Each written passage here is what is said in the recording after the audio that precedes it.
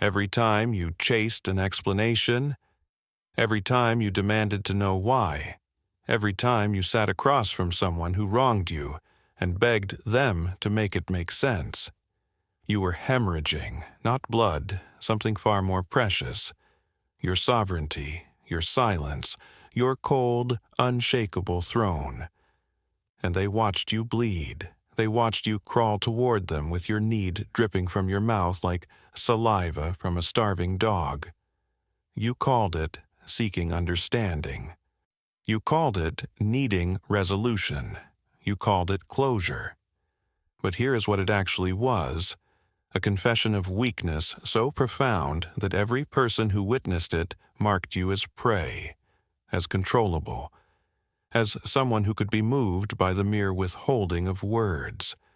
The weak man chases closure because he cannot sit with the open wound. He believes that if he just understands, if he just gets that final conversation, that one last exchange, the bleeding will stop. But the bleeding never stops through chasing. The bleeding only stops when you become something else entirely, something cold, something silent, something that no longer requires their words to feel whole. Tonight, you master the art of walking away without resolution. Tonight, you learn to leave questions unanswered, conversations unfinished, relationships severed, without the neat bow you have been conditioned to crave. Once you grasp this principle, no betrayal, no abandonment, no disrespect will ever extract another drop from you. You will move through the wreckage of human relationships like smoke through fingers, present, but impossible to hold, impossible to hurt. This is not motivation, this is surgery, and the blade is already against your skin. In the courts of 16th century Florence, Niccolò Machiavelli observed a pattern that separated the princes who endured from those who fell. It was not their armies. It was not their gold. It was their capacity to leave matters unresolved while lesser men scrambled for conclusions. He wrote of rulers who understood that incomplete endings created dependency. The courtier who received no clear dismissal remained anxious, eager, controllable.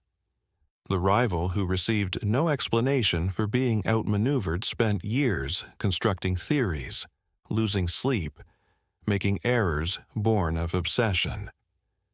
The prince who spoke least ruled longest because every silence created a vacuum, and into that vacuum poured the fears and fantasies of weaker minds. Most men today erupt like fools when relationships end. They demand the conversation. They insist on understanding why. They chase the person who wounded them across text messages and phone calls and carefully rehearsed speeches, believing that if they can just hear the right words, peace will arrive.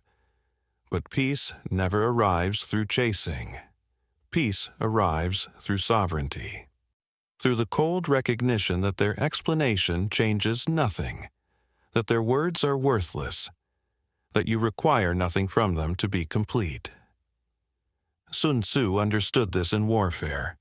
He wrote that the victorious army wins first and then seeks battle, while the defeated army fights first and then seeks victory.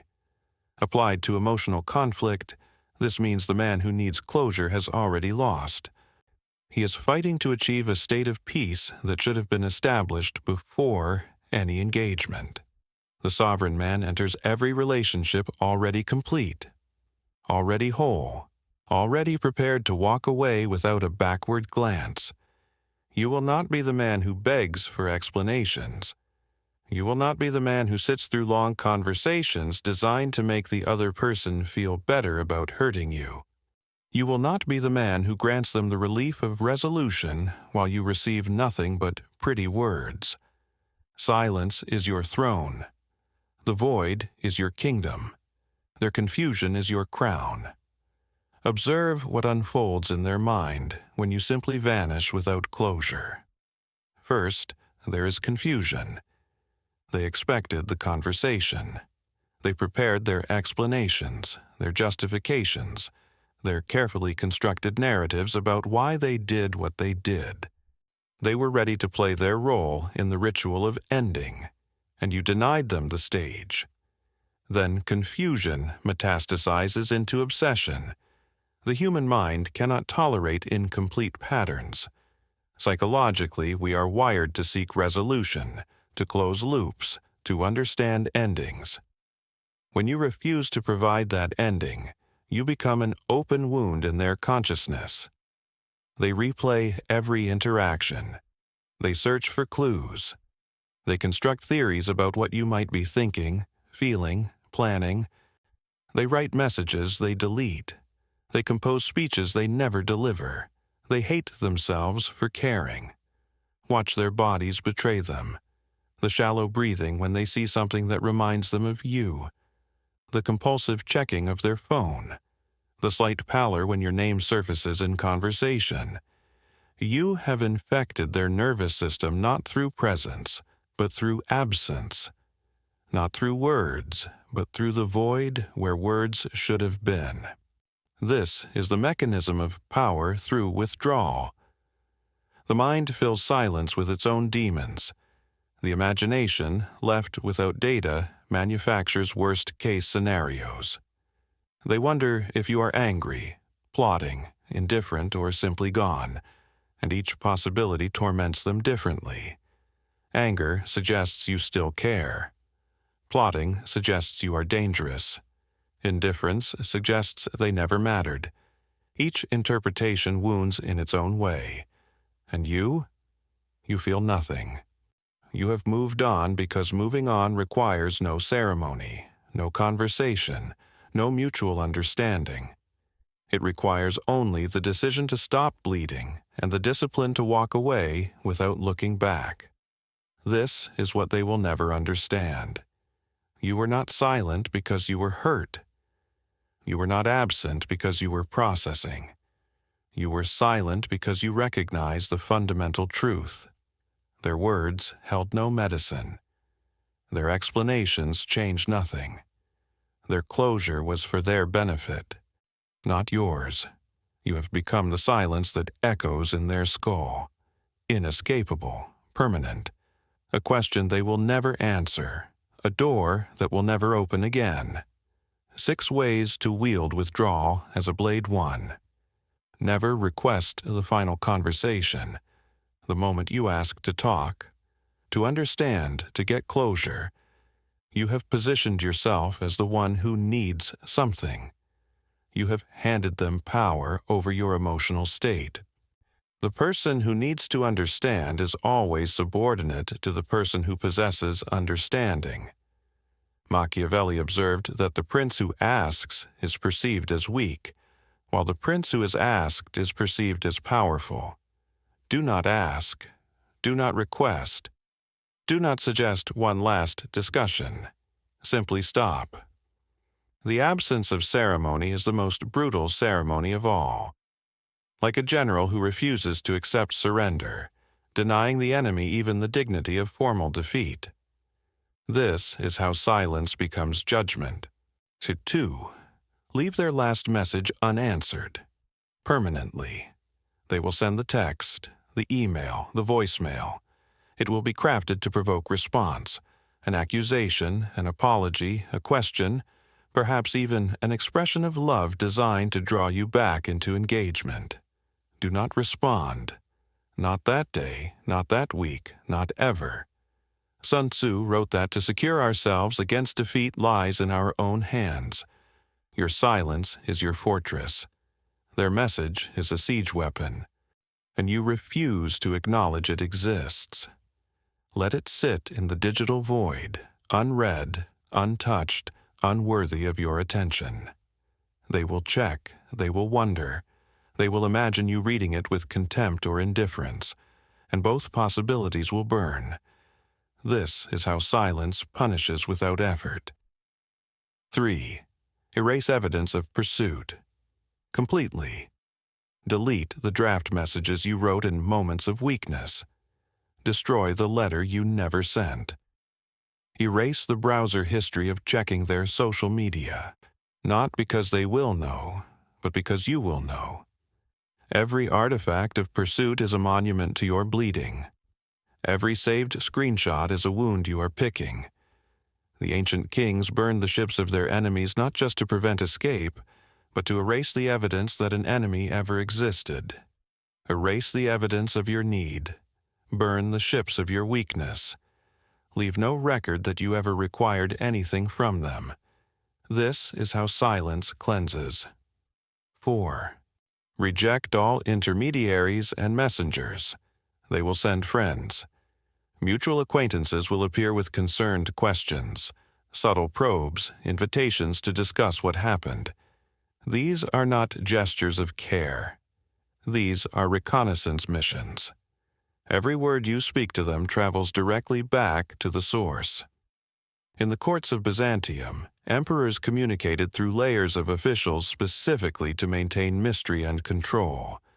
You will do the opposite. You will refuse to communicate at all, even through proxies. Your silence with their messengers is the same as your silence with them. Total, impenetrable. The messenger returns empty-handed, and their failure amplifies your absence into something approaching mythology. This is how silence grows larger than truth. 5. Occupy the vacuum with visible prosperity. Withdraw, but do not disappear into grief. Withdraw into obvious flourishing. Let them witness, through whatever channels remain open, that your life continued without interruption. Not through announcement or performance, but through the quiet evidence of a man who lost nothing essential. Machiavelli noted that men judge by appearances, and the masses are always impressed by outcomes. The outcome they must see is a man unbroken, a man undiminished, a man who seems to have sacrificed nothing by walking away. This drives them mad because it suggests the unbearable truth. You did not need them. You never needed them. They were optional, and you have exercised the option. This is how silence humiliates through thriving. 6. Never explain the silence to anyone, ever. Years from now, someone will ask what happened. A new partner, perhaps.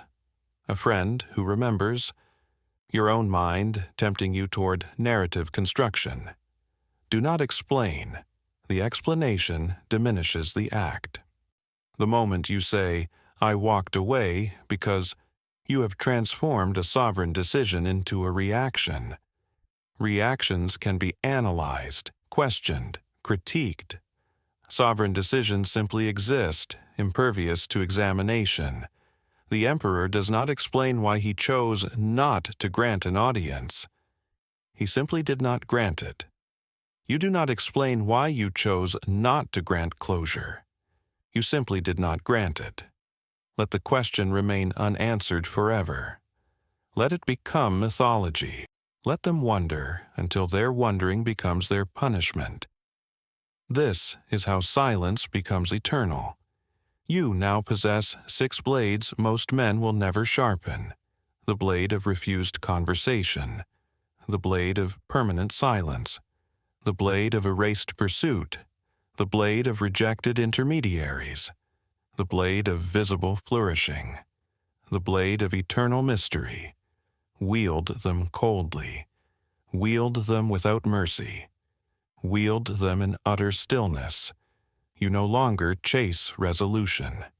Or you no longer beg for understanding.